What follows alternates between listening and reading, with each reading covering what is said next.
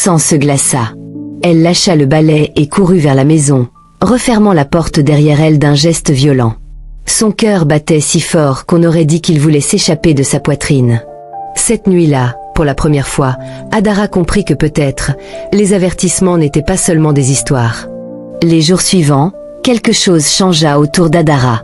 La maison, autrefois vivante et chaleureuse, commença à respirer comme si une présence invisible s'y promenait, silencieuse, mais constante.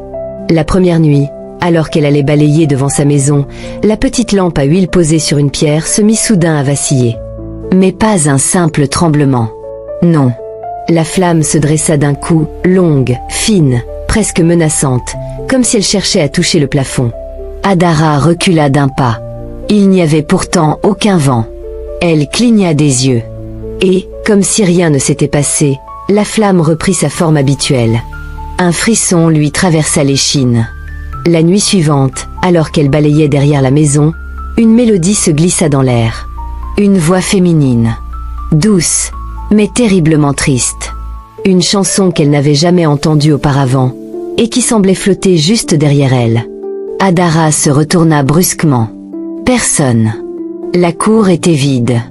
Les ombres dormaient. « Maman » appela-t-elle, le cœur battant trop vite. Silence. La voix disparut comme si elle n'avait jamais existé. Un autre soir, c'est le sol qui parla. Adara venait de terminer de balayer quand elle remarqua quelque chose d'étrange près du manguier. Des empreintes. Pas humaines. Pas animales.